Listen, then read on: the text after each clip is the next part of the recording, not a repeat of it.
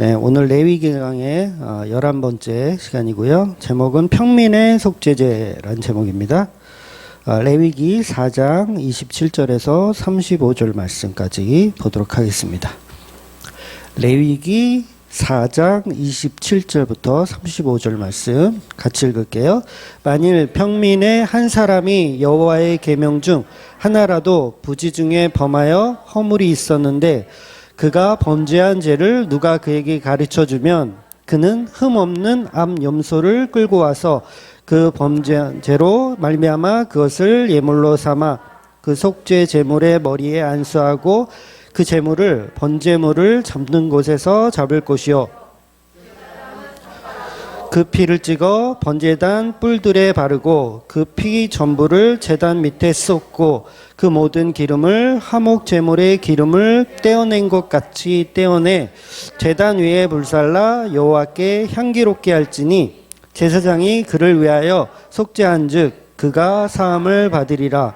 그가 만일 어린 양을 속죄 제물로 가져오려거든 흠 없는 암컷을 끌어다가 그 속죄제 제물의 머리에 안수하고 번제단을 잡는 곳에 속죄 제물을 잡을 것이요 제사장은 그 속죄 제물의 피를 손가락으로 찍어 번제단 뿔들에 바르고 그 피는 제단 밑에 쏟고 그 모든 기름을 화목제 어린 양의 기름을 뗀 것 같이 떼어서 제단 위 여호와의 화목제물에 위에서 불사를지니 이같이 제사장이 그가 범죄한 죄에 대하여 그를 위하여 속죄한즉 그가 사함을 받으리라.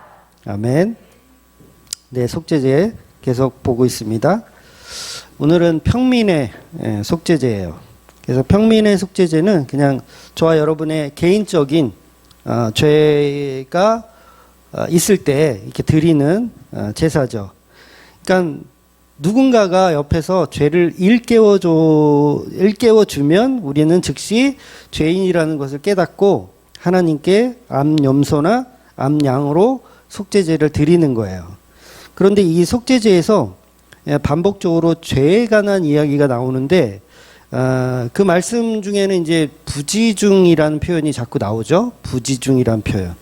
그러니까 회중의 속죄제에서도 나왔었고 족장의 속죄제에서도 나왔었고 오늘 본문에서도 이제 나오는 거예요. 부지중의 죄를 범했을 때. 그만큼 죄라는 것은 우리 인간들은 스스로 인식하기가 힘들다는 거죠. 그래서 본문에서도 누가 그에게 깨우쳐주면 누군가 깨우쳐주면 그때 속죄제를 드리는 거예요. 그러니까 타인이 일깨워줘야 된다는 거죠. 타인이. 그러니까 다윗 같은 경우도 선지자 나단이 와서 이렇게 알려주잖아요. 이제 좋게 알려주죠. 그러니까 비유를 통해서 어린 양이 있었는데 이 어린 양은 가족같이 지냈는데 그걸 어떤 인간이 뺏어다가 자기 손님을 대접했다라는 설명을 해줘요. 그러니까 설명을 해주고 다윗이 그걸 듣고 그 죄인이 바로 나라는 것을 깨닫고 이제 침상이 젖도록 하나님께 이제 회개하잖아요. 그만큼 우리는 누가 얘기해 주지 않으면 죄인인 걸 모르는 경우가 많죠. 그러니 우리는 날마다 말씀을 거울 삼아서 우리는 우리가 얼마나 큰 죄인인지를 거울 삼아서 봐야 한다는 거예요. 성경을 통해서.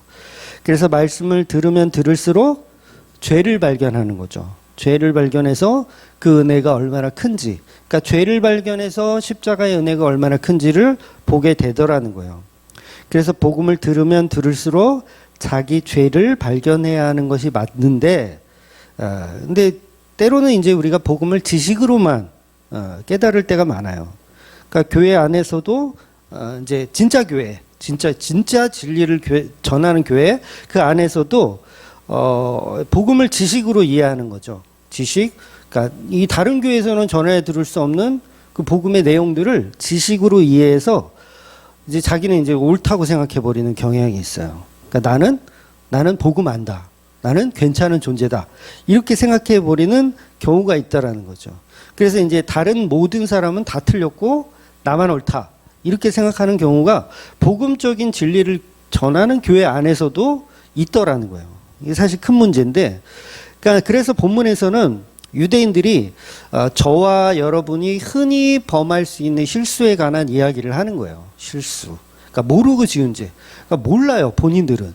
내가 복음 전하는 교회 다니고 복음을 많이 알기 때문에 막 내가 하는 모든 말은 다 옳다라고 생각하는 거죠.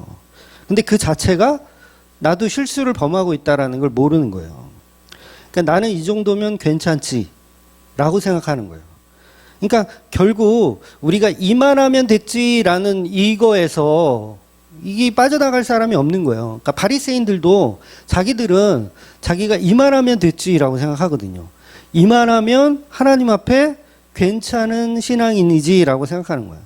그러니까 우리가 복음을 전하는, 바른 복음을 전하는 교회에 다니는 사람들도 마찬가지죠.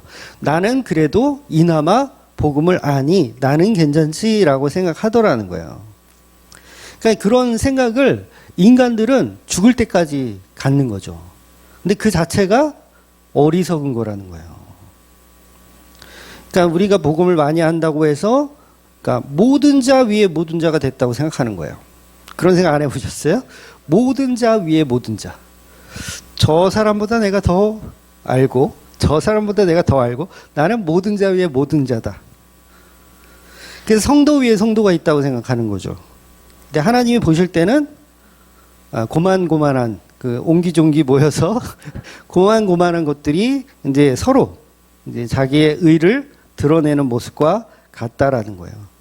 그래서 예수님이 산상수훈을 통해서 그걸 다 부셔버리시는 거예요. 나는 조금 이 정도면 괜찮지.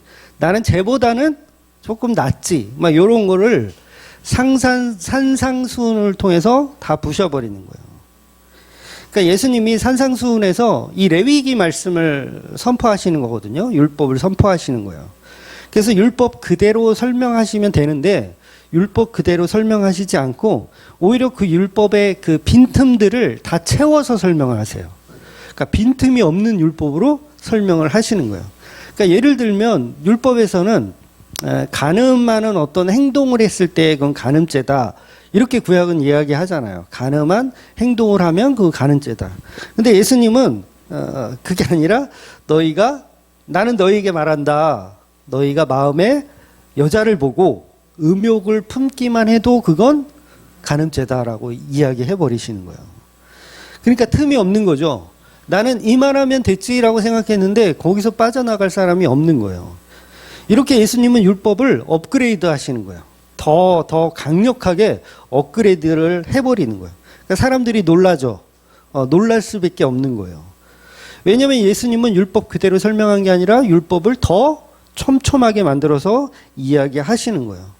그래서 율법에 능통하다고 하는 바리새인들도 예수님의 말씀을 들어보니까 자기가 죄인입니까? 아닙니까? 죄인이 되는 거예요. 나는 이 말하면 됐지였는데 죄인이더라는 거예요. 그러니까 바리새인들이나 아니면 창녀나 아니면 뭐 세리들이나 다 똑같은 죄인이라는 거예요. 별반 차이가 없는. 그러니까 바리새인 입장에서는 차이가 많이 나는 줄 알았어. 나는 굉장히 복음을 잘 알고 하나님 앞에 신실하고 괜찮은 존재인 줄 알았더니 예수님 말씀은 너나 뭐 뭉둥병자나 별반 다를 게 없는 존재야라는 걸 말씀하시더라는 거죠. 그러니까 목사나 동네 건달이나 뭐예요? 뭐 차이 있어요? 차이가 없어요. 요새 넷플릭스 1등 하는 드라마가 있더라고요. 뭐죠? 수리남? 수리남 저도 봤거든요. 잘 만들었더라고요. 근데 목사님이 나와요, 거기. 목사님이 그 나쁜 주인공이에요. 나쁜 주인공, 목사. 그럼 목사나 동네 양아치나 별반 다를 게 없는 거죠. 하나님 보실 때는. 그래서 우리가 말씀을, 복음을 제대로 알면 알수록 우리는 고개가 숙여져야 되는 게 맞아요. 고개가 숙여져야 맞는데 뻣뻣해지죠, 점점. 네, 많이 안다고 뻣뻣해져요. 너는 얼마나 하나 보자. 이거예요. 너는 얼마나 하나 보자. 제가 그렇다는 거예요. 너는 얼마나 하나 보자. 그러니까 우리 교인들이 이제 유튜브 이렇게 막 목사님들 설교를 듣다가 이 목사님 설교 좀 복음적인 것 같은데 한번 들어봐 주실래요? 이렇게 하는 경우 있잖아요. 그러니까 며칠 전에도 그 캐나다 밴쿠버인가 어디 들어봐 달라 그래서 들어봤어요. 그런데 제 자세가 어떠냐면, 그래, 너는 얼마나 하나 보자. 너는 얼마나 하나 보자. 이렇게 보게 된다는 거예요. 그러니까 이 자체, 이 마음이 어리석은 거죠. 내가 듣고 은혜 받으면 되고, 그게 아니면 그냥 손절하면 그만인데, 너는 얼마큼 하나 보자. 이런 마음을 갖는다는 거예요. 이게 어떤 마음이라고요? 바리새인과 사두개인들의 마음이라는 거예요. 그걸 예수님이 다 부셔버리는 거야. 너는 아니야. 너는 별반 차이가 없어. 라는 거죠. 그래서 나의 죄의 무게를 따지자면 이단들과 별반 다를 게 없는 거예요. 우리는. 이단들과 별반 다를 게 없는 죄의 무게를 갖고 있는 거예요. 이만희가 죄를 많이 지었을까요? 여러분이 죄를 많이 지었을까요? 똑같은 거예요. 똑같은 거. 근데 우리는 괜찮다고 생각하잖아요. 나는 이만희 정도로 그렇게 그 정도는 아니야, 난. 근데 사실은 한꺼풀 벗겨놓으면 다 똑같은 죄인이라는 거예요. 그러니 저와 여러분은 매일처럼 죄인임을 알고 예수님의 십자가 은혜를 나누는 거 말고는 할 일이 없는 거예요. 할 일이 없어요. 죄에서 자유해질 방법이 있습니까? 없어요. 그럼 뭐 해야 되겠어요? 십자가 은혜 나누는 것밖에는 할 게 없어요. 교회에서는. 그러니 일주일에 한 번이라도 제발 교회에 나와서 은혜의 말씀을 들어야 한다는 거예요. 뭐 주일 성수를 하라는 게 아니라 그렇게라도 안 하면 우리가 죄인임을 모르고 살아간다는 거죠. 그러니까 제가 가나안 성도 싫어한다고 제가 몇 번 말씀드리잖아요. 지금도 싫어. 가나안 성도는 아주 싫어. 머리만 커요. 가나안 성도들. 내가 함부로 내 카메라 보면서 얘기한다. 가나안 성도들이요, 머리만 엄청 커요. 엄청 커가지고 복음을 지식화해가지고 막 이렇게 잘난 척 하는데 써요. 다 그래요. 가나안 성도가. 한 명 안 그런 것 같아요? 다 그래요. 왜냐면 저도 가나안 성도 출신이었던 적이 있어서 알아요. 참 안타까운 거죠. 여러분, 설교는 교회에서 하는 설교도 있지만 이방인을 향한 설교도 있어야 돼요. 이 말을 이해하셔야 돼요. 설교라는 건 교인들과 함께 나눔이에요. 그거 맞아요. 그 말도 맞는데 이 말씀이 어둠 가운데 뿌려질 수도 있거든요. 그러니까 이방인 앞에서도 해야 돼요. 그러면 이방인들이 같은 반응을 보일까요? 교회는 제가 복음을 얘기하면 아멘 그리고 화답하면서 막 기뻐하고 즐거워하든가 아니면 울던가 눈물을 흘리는가 뭔가 액션이 있어. 근데 이방인들에게 복음을 전하면 어떻게 된다고요? 돌을 드는 거예요. 돌이 날라와요. 돌이. 제가 왜 이런 얘기를 드리냐면 바울이 교회에서만 설교한 거 아니거든요. 바울은 항상 어느 지역을 가든 이단들 먼저 찾아갔어요. 유대인들. 유대인이 이단입니다, 여러분. 네, 이단이에요. 이단들 먼저 찾아갔어요. 에덴에 갔을 때도 많은 종교인들을 만났고요. 물론 다 성공한 건 아니에요. 실패했어요. 거의 실패했어요. 그러니까 이방인들에게 복음을 전하는 곳곳마다 위협을 받았어요. 돌이 날아오고 저 새끼를 저 인간 죽여야 된다. 이렇게 돌이 날아오더라는 거예요. 그럼 교회에서 설교하는 거 얼마나 편해요. 얼마나 편합니까? 근데 이방인한테는 그만큼 어려운 거예요. 근데 가나안 성도의 특징이 뭐냐면 왜 교회 안 다니는 것 같아요? 세상이 다 썩었고 교회도 다 썩었고 전부 다 이방인이다. 그러니까 나는 그들과 소통하고 싶지 않다예요. 가나안 성도들이 그 목적이에요. 나는 이방인들과 소통하고 싶지 않다. 이게 뭐예요? 나는 교회에서만 설교하고 교회에서만 잘난 척하고 싶다는 거예요. 아니요, 그렇지 않아요. 복음은 이방인에게도 전해야 되고 교회에게도 전해야 돼요. 막말로 예수 전하다가 목숨의 위협을 받을 수도 있는 거예요. 근데 인터넷 앞에 모여서 컴퓨터 앞에 모여서 목회를 하려고 하는 거죠. 컴퓨터 앞에 모여서 목회를 해요. 인터넷을 막 뒤져가면서 목회를 해. 그러니까 목회를 한다는 게 누군가 복음을 설파하는 거잖아요. 여기저기 막 이야기하고 다니는 거예요. 근데 그런 분들의 특징이 죄송하지만 자기 지식 자랑이라는 거예요. 자기가 깨달은 복음에 관한 은혜가 아니라 지식을 자랑하더라는 거죠. 그러니까 막말로 길거리 나가서 전도 한 번 안 하는 것들이 웬 그 인터넷 상에서는 그렇게 훌륭한 사람들이 많은지 몰라요. 복음을 제대로 알면 알수록 교회 안에서 더욱 겸손하여지고 더욱 잠잠해지는 게 맞아요. 왜냐하면 내 죄를 발견하기 때문에 그래요. 복음은 나의 의로움을 드러내는 목적이 아니에요. 내가 얼마나 죄인인지를 알게 하는 거죠. 그래서 그 죄인됨을 나누는 거예요. 나의 죄인됨을 통해서 예수님의 십자가가 얼마나 위대한지를 나누는 거라고요. 근데 죄인됨은 나누지 않고요. 그 지식, 그 복음의 지식만 나누기를 원하는 거예요. 누가 그런다고요? 가난한 성도들이 그런다는 거예요.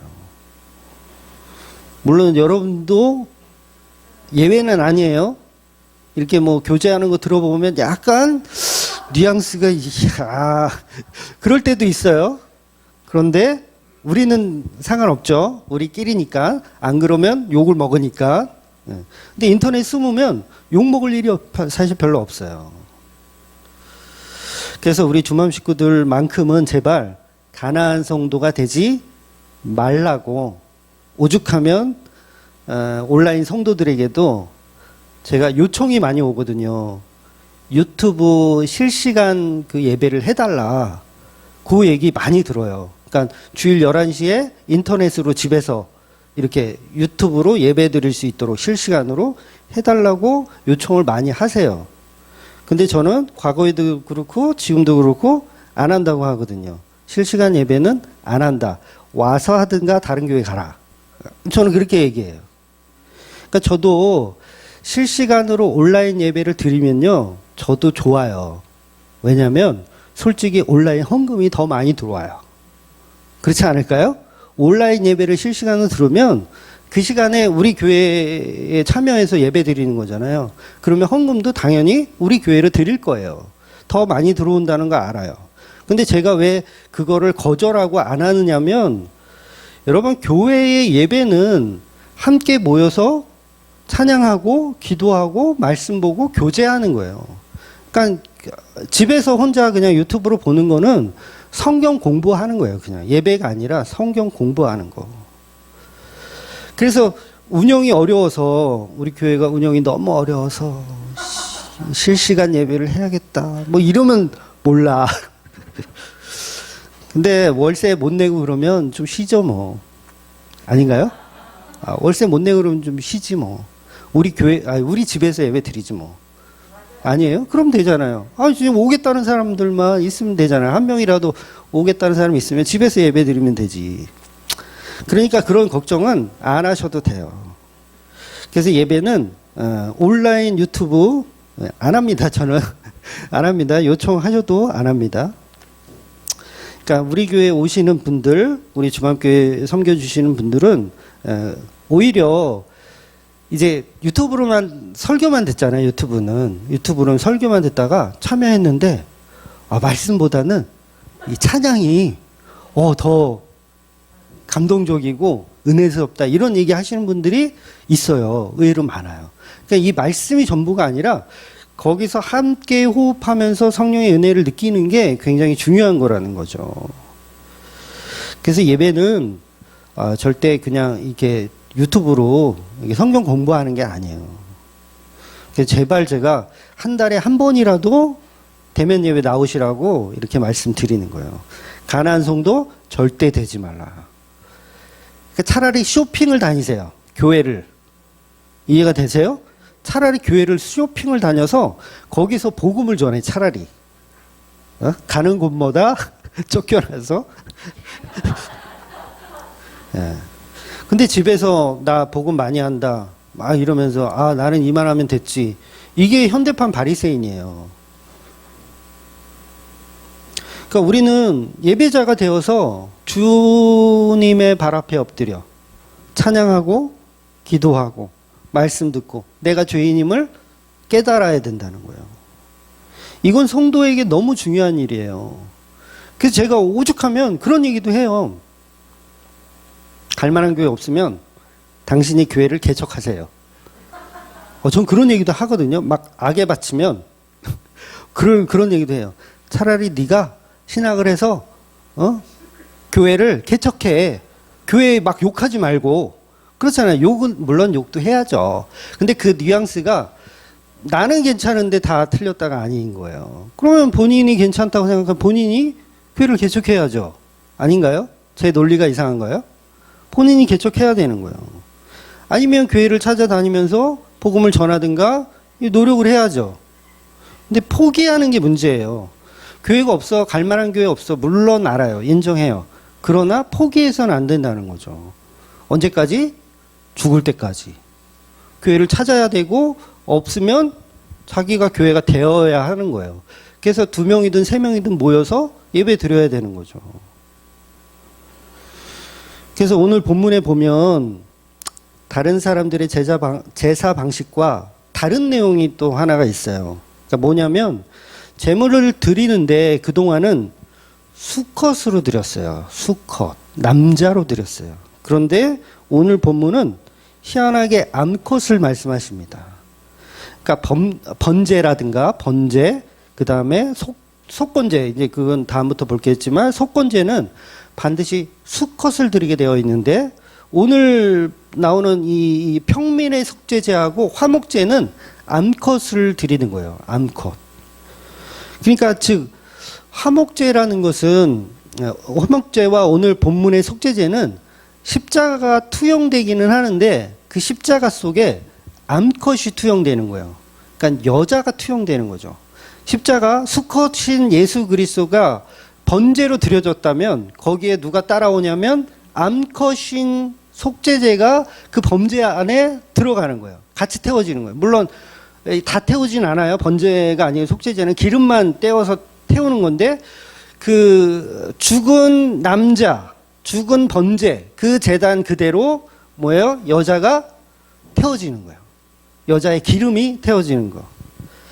그래서 평민의 속죄제에서 수컷이 아닌 암컷을 드리라고 하는 거예요. 이 의도는 뭐예요? 교회도 예수님과 함께 십자가에 드려진다는 거예요. 죽는다는 거.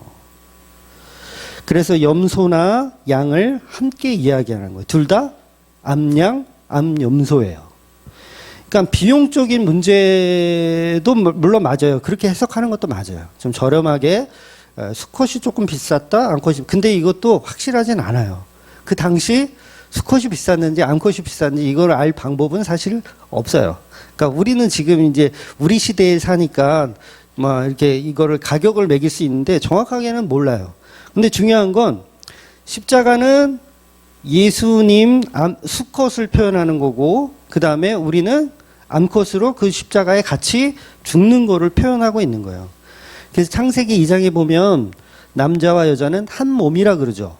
남자와 여자는 한 몸이다. 그러니까 남자가 부모를 떠나 아내와 합하여 둘이 한 몸이 된다. 이렇게 표현하잖아요. 2인 1체. 3위1체. 2인 1체. 죄송해요. 그래서 제가 지난주 오전에도 말씀드렸지만 성경의 예화나 예수님의 비유나 이런 것들 다 해석할 때 예수님으로 해석해도 되고 교회로 해석해도 된다고 말씀드렸어요. 기억나세요? 네. 그래서 크게 벗어나질 않아요. 크게 벗어나질 않아요. 그러니까 오늘 본문을 예수님이 속죄죄의 제물이 되어서 죽으셨다라고 해도 맞고요. 그리고 예수님이 죽으셨는데 우리도 거기에 우리의 죄를 같이 한 몸이 되어서 죽는다라고 해석해도 맞아요.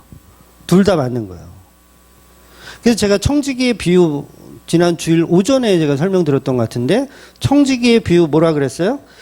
모든 주인의 재물은 허상이니까 이걸 막 낭비해서 친구를 사귀는 자. 그렇죠? 그러니까 우리가 이 세상이 허상임을 알고 예수를 친구 삼기 위해서 우리가 재물을 써야 된다.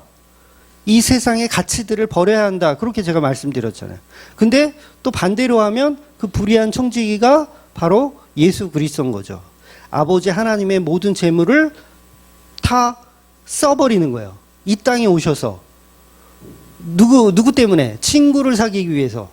그러니까 저와 여러분을 사귀기 위해서 예수님이 불의한 청지기가 되어서 이 땅에 오셔서 불의한 짓을 하시는 거예요. 막 창녀들과 친구하고 뭉둥병자하고 친구하고 이런 불의한 짓을 하시는 거예요. 그래서 누구를 사귄다? 친구를 사귀는 분. 그러니까 이 불의한 청지기는 예수 그리스도도 표현되고 성도도 표현되는 거예요. 그러니까 오늘 본문에 보면 속죄제할 것이 생각났을 때 암컷으로 제사를 드린다는 건 우리의 죄를 예수님과 함께 십자가에 죽는다는 이야기도 맞는 이야기가 되는 거죠. 그래서 교회와 함께 십자가에 죽는 거예요, 예수님이.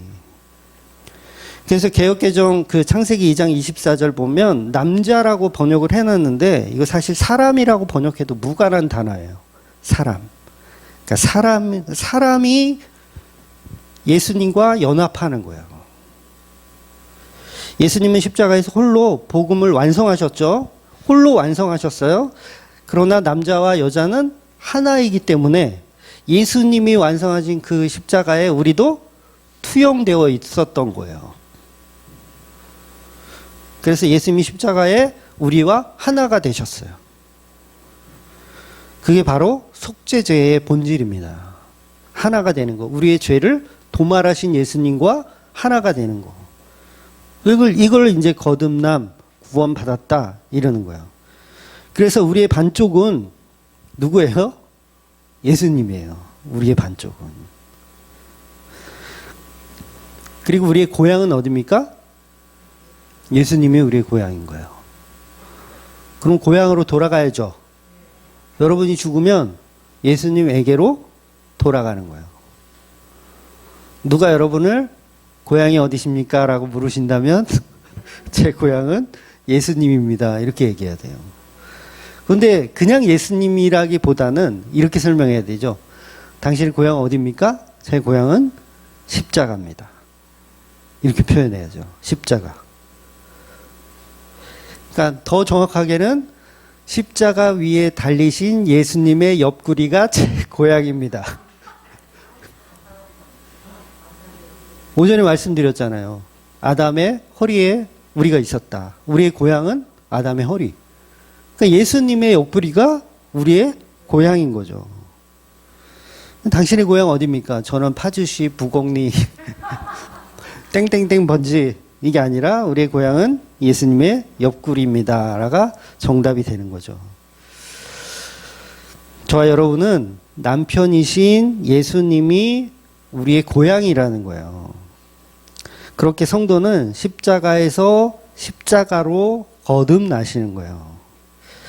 그러니 저와 여러분이 죄에 대해 속죄하는 성도라면 암염소가 되어서 암양이 되어서 여자가 되어서 순양과 함께 번제단에 드려지는 거예요. 그 번제단에 이미 여러분은 죽은 자입니다.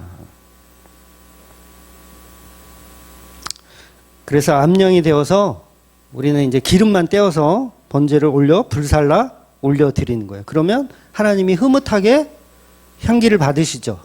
그러니까 예수님의 십자가도 받고 여러분의 십자가도 흐뭇하게 받으시는 향기예요. 이게 예배인 거예요. 이게 예배. 그래서 우리의 기름은 이 비계쌀이라 그랬죠? 비계쌀을 이렇게 태워 드리는 거예요. 제물의 가치를 상징하는 거예요. 제물의 가치. 그 가치를 십자가에 드리는 거죠. 그래서 우리가 예수님께 드릴 수 있는 건 뭐냐면 생명을 드리는 거예요. 생명을. 그래서 저와 여러분의 삶이 십자가 삶이어야 하는데 십자가 삶이란 하나님께 기도하기를 저를 죽여주세요라고 하는 게 십자가의 삶이잖아요. 아닌가요? 십자가 삶이 뭐예요? 저 살려주세요야? 저를 죽여주세요가 십자가의 삶이에요. 저를 십자가에 죽여 주시옵소서. 이렇게 기도가 나와야 사실 정답입니다. 왜? 예수님이 이미 저와 여러분의 죄를 알고 순양이 되어서 십자가에 죽으셨기 때문에 우리도 신부된 교회이기 때문에 예수님과 함께 죽어야 되는 게 맞아요. 그래서 모든 평민인 우리 성도들은 예수님의 십자가를 지고 예수님을 따라가는 삶을 살아내는 거예요. 나는 죽고 예수로 사는 삶. 이건 우리가 어떤 행위 언약을 가지고 따라가라는 말이 아니에요. 보통 이제 십자가를 지고 따라와라 그러면 다 행위적인 말씀으로 이해를 해. 그래서 예를 들면 뭐 선교사가 뭐 아프리카 가서 막 고생하고 개고생하면 십자가를 지고 있구나 이렇게 우리는 생각하잖아. 그 얘기를 하는 게 아니에요. 행위를 가지고 십자가를 따르는 게 아니라 성도는 예수와 함께 죽었다라는 걸 이야기하는 거예요. 그래서 이끌려가는 거예요. 이끌려가는. 성도의 삶은 성령의 이끌림을 받아서 살아가는 거예요. 어디로 끌려가냐면 십자가로 계속 끌려가요. 여러분, 법궤를 구약에서 사무엘상에서 법궤를 이제 싣고 가는 그 전나는 소 아시죠? 전나는 암소. 암소 2마리가 법궤를 끌고 가요. 근데 왜 전나는 암소냐면 송아지가 출산한 지 얼마 안 됐어요. 송아지를 출산해. 그럼 송아지가 젖을 찾을 거 아니에요. 젖을 막 찾아야 돼. 그런데 이 전나는 암소 어미 소가 새끼를 버려두고 그냥 가요. 법궤를 싣고 가. 새끼를 버리고 가는 거예요. 이게 가능합니까? 좌로나 우로나 치우치지 않고 가는 거예요. 전나는 암소가. 이건 불가능한 일이잖아요. 이게 뭐예요? 이끌림이에요. 이끌림. 성령의 이끌림. 저와 여러분은 나의 가치를 봐야 돼요. 내 새끼들. 빨리 젖 먹여야지. 내 가치를 보고 살 수밖에 없어요. 그런데 성령의 이끌림을 받으면 그 가치보다도 십자가를 향해서 걸어가게 되더라는 거예요. 그러니까 성도는 자기의 걸어감을 자랑하지 못하죠. 왜냐하면 내가 가고 싶어서 가는 게 아니니까. 나는 지금 빨리 가서 새끼들 젖 먹여야 되는데 이상해. 난 무슨 총 맞은 것 같아. 막 베데메스로 막 가. 이상해. 근데 그게 뭐예요? 은혜를 받았기 때문에 그런 거예요. 근데 그 은혜 받은 젖소가 자기를 자랑할까요? 자랑 못하죠. 그러니까 복음을 알면 알수록 고개가 숙여져야 되는데 복음을 알면 알수록 자기 자랑이 드러나요. 희한하죠. 그 은혜를 거꾸로 받은 거예요. 그러니까 못 알아듣는 사람들 보면 짜증나긴 하죠. 못 알아듣는 사람 보면 막 조 패고 싶고 짜증 막 물려오고 막 그러잖아요. 저도 그래요. 근데 이 자체가 내가 복음을 안 것도 나도 은혜잖아요. 그걸 알면 어떻게 좁혀요? 좁힐 수가 없죠. 나는 은혜 받아서 이 말씀을 아는데 얘는 아직 은혜가 없어서 이 말씀을 모르는구나. 이렇게 생각해야지 정답이지. 그것도 모르고 이게 말씀을 너는 도대체 인본주의야 이러면서 우리는 정죄하는 목적으로 써먹더라는 거예요. 왜냐하면 자기도 은혜 받았으면서. 그러니까 복음을 전하는 같은 교인들끼리는 성경에서 뭐라 그래요? 정죄하지 말라고 하잖아요. 그 말이 왜 그래요? 우리는 다 은혜 받은 사람이기 때문에 그래요. 복음을 전하는 것과 정죄하는 것과는 달라요. 그러니까 복음을 통해서 막 복음을 설명하다 보면 막 이 정죄하는 쪽으로 가는 방향성이 있거든요. 그게 아니라 복음은 선포해 주는 거예요. 선포해 주는 거. 듣든지 아니 듣든지. 내가 받은 은혜 나누는 거예요. 그래서 자꾸 이 말이 나의 의가 드러나고 막 정죄하는 목적으로 사용한다면 그냥 침묵하는 게 오히려 괜찮은 거예요. 오히려 침묵하는 게. 그러니 우리는 그 은혜로 십자가에 죽은 순양과 함께 암양이 되어서 죽는 게 바로 성도이고 그게 속죄제입니다. 그래서 바울이 고린도 전서에서 나는 날마다 죽노라. 날마다 죽노라. 갈라디아서에서는 나는 그리스도와 함께 십자가에 못 박혔다니 이제 내가 사는 것이 아니고 내 안에 그리스도께서 사신 것이라. 이런 고백을 하는 거예요. 그러니 중요한 것은 흠이 없는 제물로 드리라고 하잖아요. 지금 이 레위기서 보면 흠이 없는 제물, 암컷도 흠이 없는 걸로 드려야 돼요. 암컷이라고 막 아무거나 드리는 게 아닙니다. 흠이 없는 걸로 드리는 거예요. 그러니까 이 제물이란 이 흠이 없다라는 이 개념이 그 동물의 어떤 그 장애가 있거나 뭐 다리를 절거나 뭐 눈이 멀었거나 이런 걸 얘기하는 거잖아요. 이 구약에서는.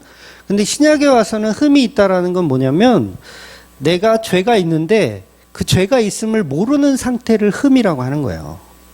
죄가 있는데 내가 죄인지를 모르는 상태가 흠인 거예요. 그래서 산상수훈에서 그러잖아요. 예수님이 눈이 범죄하면 어떻게 하라? 빼버려라. 오른손이 죄를 지으면 어떻게 하라? 잘라버려라. 아니 그러면 이 손이 없으면 장애인인데 눈이 하나 빠지면 장애인인데 장애인이면 흠이 있는 건데 그걸 왜 예수님은 받으시려고 그러죠? 그 얘기를 하는 게 아닌 거예요. 예수님은 오히려 그 흠이 있는 자를 받으신다는 거예요. 죄를 알고 손을 자른 자, 죄를 알고 눈을 진짜 빼라는 게 아니라 진짜 자르라는 게 아니라 죄를 안다는 거잖아요. 그거는 죄를 알고 있다. 그래서 죄를 아는 자가 천국에 갈 수 있다는 얘기를 하시는 거잖아요. 그래서 구약의 이 제사에서는 제물이 흠이 없다는 것을 몸에 이상이 있거나 장애가 있는 것으로 말하지만 예수님은 그 얘기가 아니라 죄가 있으면서도 죄를 모르는 상태를 흠이 있다라고 말씀하시는 거예요. 그래서 우리는 우리의 흠을 발견하고 뭘 해야 되냐면 예수님을 믿어야 되는 거예요. 나는 이만큼 흠이 있으니까 예수님 믿어야 되는구나. 이렇게 나오셔야 된다는 거죠. 그러니까 예수 믿으세요예요. 설교는 뭐 교회도 마찬가지고 이방인에게도 마찬가지고 예수 믿으세요예요. 예수 믿으세요. 그러니 나는 율법으로 흠이 가득합니다. 그래서 흠이 가득하니까 나는 십자가에서 죽겠습니다. 그래서 우리는 예수님의 보혈의 피가 아니면 우리의 부정한 상태에서 정한 상태로 갈 수가 없는 거죠. 그러니까 정함을 노래할 수밖에 없어요. 거룩함을 노래할 수밖에 없어요. 예수님이 거룩합니다. 거룩합니다. 그래서 우리가 하나님 나라에 들어가는 첫 번째 조건과 마지막 조건은 한 가지, 예수님의 거룩한 보혈의 피밖에 없는 거예요. 그래서 속죄제를 비롯한 모든 제사에서 가장 중요한 건 전부 다 생명을 드리더라는 거예요. 생명을 드리는 거예요. 그러니까 소나 양, 염소 다 생명 드리죠. 곡식도 생명을 드리는 거예요. 곡식도 생명을 드려요. 하나님이 너희들은 정화수를 이렇게 물을 떠다 놓고, 우리나라는 그런 거 하잖아요. 물 떠다 놓고 비나이다 하죠. 물, 생명이 없어요. 물은 그냥 H2O예요. 맞나요? 생명이 없는 거예요. 그걸 떠다 놓고 하나님 받으십니까? 안 받으세요. 하나님은 생명이 아닌 건 안 받으세요. 석수장이가 돌을 열심히 깎아가지고 하나님께 이 멋진 부처를 하나 만들어서 하나님께 드린다면 하나님 받으실까요?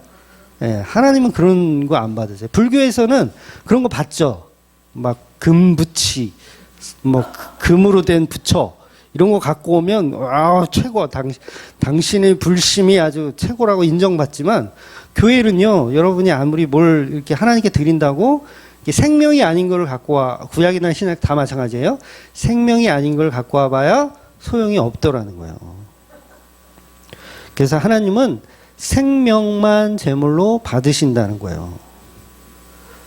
그래서 모든 구약의 것들은 다 생명과 연관이 있어요. 모든 제사는 생명과 연관이 있고 날과 절기까지도 다 생명과 연관이 있어요. 여러분 11조가 생명입니다. 11조는 양, 염소, 소, 그다음에 곡식, 열매 이런 걸로 드리는 거예요. 다 생명으로 드리는 거예요.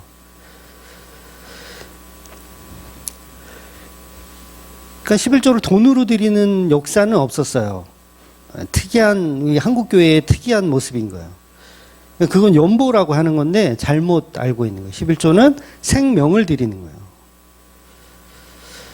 말 그대로 하나님이 돈다발을 기뻐하실까요? 저는 기뻐해요.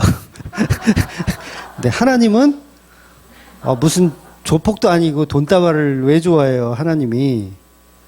그러니까 보이스피싱 하시는 분들이 좋아해요. 돈다발은. 그러니까 하나님 무조건 생명을 받으시는 거예요. 생명. 그래서 이 5대 제사가 전부 생명을 드리는 거예요. 그런데 지금 교회들이요, 다 생명이 아닌 돈다발을 가리키잖아요. 돈다발을 드려라. 며칠 전에 우리 고집사가 준 그 유튜브 영상에서도 대형교회인데, 거기서 젊은 목사가 설교하는데, 여러분의 헌금을 심으래요. 여러분이 내는 헌금을 열심히 심어서 이게 자라서 이렇게 되돌아온다고 그런 설교를 하는 내용의 유튜브를 우리가 나누면서 이제 한참 웃었는데 여전히 그렇다는 거죠. 여전히 돈다발을 하나님께 드리면 그게 다시 복으로 돌아온다. 근데 생명이어야 되는 거예요. 하나님이 받으시는 건 생명이어야 되는 거예요. 그 생명은 이제 결과적으로 예수님의 생명이죠. 그걸 지금 다 예표하고 있는 거잖아요. 물론 우리가 돈도 이 시대가 시대인 만큼 돈도 생명이라고 할 수가 있잖아요. 돈 없으면 굶어 죽으니까. 근데 개념을 잘 이해하셔야 돼요. 내가 100억 있는데 10억을 드리면 그 생명 드린 건가요? 내가 100억이 없어 보셔가지고 100억이 있는데 10억을 내가 헌금했어. 이 생명 드린 건가요? 아니에요. 진짜 생명 드리려면 10억이 있는 사람이 10억을 다 드려야 생명 드린 거예요. 그래서 1억 있는 사람이 1억을 다 드리면 생명 드린 게 맞죠. 그 예수님 그러잖아요. 2렙돈 드린 그 과부한테 얘래. 이 과부는 생명을 드린 거다. 돈을 드린 게 아니라 자기 당장 먹을 그 끼니를 드린 거다. 생명을 드린 거다. 그러니까 생명 아니면 안 받으신다는 거예요. 전 재산을 다 내란 얘기 아니에요. 오해 마시고 그 생명이 예수님으로 드려졌다는 거예요. 예수님으로 이미 드려졌다. 그래서 우리가 드리는 연보는요, 생명을 드리는 게 아니라 회비 같은 거예요. 회비. 아이스크림 먹은 값. 막말로 그거예요. 그냥 밥 먹은 값. 목사님 저 불쌍하니 저거 용돈이나 하시라고 드리는 값. 그 이상도 그 이하도 아니에요. 그러니까 피는 이미 드려졌어요. 거기에 우리가 보탤 게 없어요. 안 해도 돼요. 연보 안 하셔도 돼요. 근데 중요한 건 이미 생명이 드려졌다라는 거죠. 그래서 십자가에 죽은 예수를 정말 내가 믿고 그분이 나의 신랑이고 그분이 나의 생명의 모든 것이라고 하면 우리는 그 안으로 투영에 들어가는 거예요. 내가 암염소가 되어서 암양이 되어서 투영에 들어가는 거예요. 그러면 이미 나는 죽은 자가 되고 예수의 삶을 살아가게 되어 있는 거예요. 그러니까 날마다 나는 죄인임을 알며 더 이상 나를 드러내는 게 아니라 나는 예수와 함께 십자가의 죽은 자입니다를 이야기하면서 살 수밖에 없죠. 그래서 누구를 만나든 그 예수님을 증거하는 자로, 십자가를 믿으라고, 예수를 믿으라고 말하는 자로 거듭나는 저와 여러분 되시기를 주의 이름으로 축원드리겠습니다. 아멘. 기도하겠습니다.